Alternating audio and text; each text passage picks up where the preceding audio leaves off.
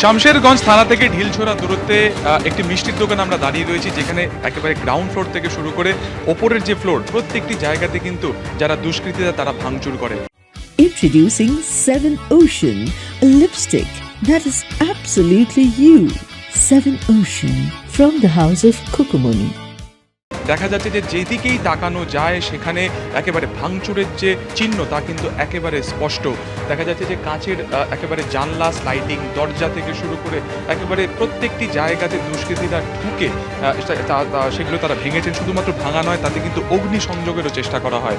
শুধু তাই নয়, মিষ্টির দোকানে যে সমস্ত মিষ্টি ছিল সেগুলোকে নষ্ট করা হয় এবং দুষ্কৃতীরা অনেক সেগুলোকে লুটপাট পর্যন্ত করে তারা কিন্তু নিয়ে যায়। মিষ্টির দোকান ছিল আপনাদের একতলাতে দোতলাতে, ঢুকে গিয়ে এভাবে পুরো ভাঙচুর করা হয়েছে, লুটপাট।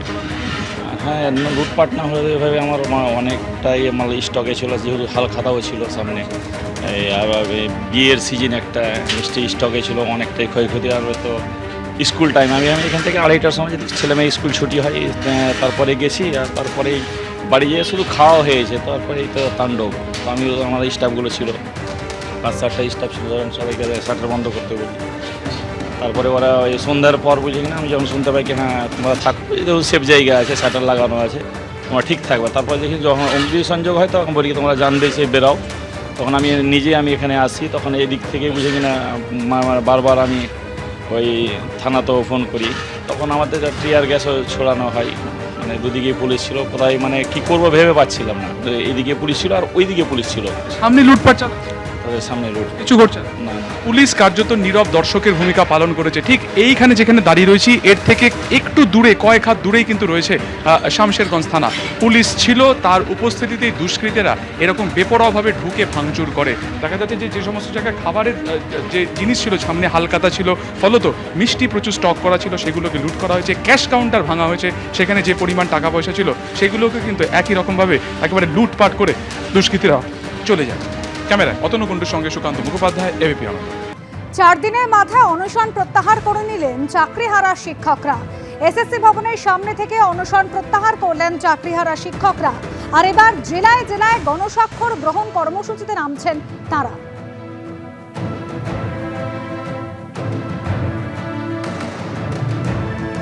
একদিকে অনশন আন্দোলন, অন্যদিকে অবস্থান চালিয়ে যাচ্ছিলেন চাকরিহারা শিক্ষকরা। এবার 4 দিনের মাথায় তারা অনশন প্রত্যাহার করলেন। তবে আন্দোলন জারি থাকবেন, পথে নেমেই তারা আন্দোলন চালিয়ে যাবেন, এমনই জানাচ্ছেন চাকরিহারা শিক্ষকরা।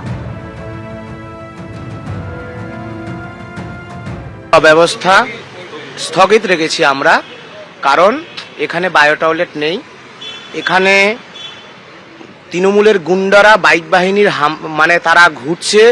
এখানে কেউ আমাদের সহযোগিতা করতে পারে না। এখানে আমরা তাঁবু খাটাতে পারি না। শরীর খারাপ হলে পুলিশ আমাদের অ্যাম্বুলেন্স দেয় না, সহযোগিতা করে না। এবং আরজি করের যে আন্দোলনটা যেভাবে হয়েছিল সেইভাবে ভাঙার চেষ্টা হচ্ছে। এত শাসকের এবং সরকার এতটা নির্মম, সেই কারণে আমরা আপাতত এখান থেকে স্থগিত রাখছি। এবং পরবর্তীকালে আমরা এই আবার অনশনে বসবো, শক্তি সঞ্চয় করে আন্দোলনে বসবো এবং জেলায় জেলায় আমরা সই সংগ্রহ করব। এই জন্য আমাদের এদের সিকিউরিটির বিষয় রয়েছে। এখন 4র্থ দিনে পড়লো অনশন। 15ই এপ্রিল যাব আমরা, যাতে যোগ্যদের তালিকাটা ওএমআর শিট পাওয়া যায় এবং আমরা রিভিউয়ের জন্য মামলায় যেতে পারি।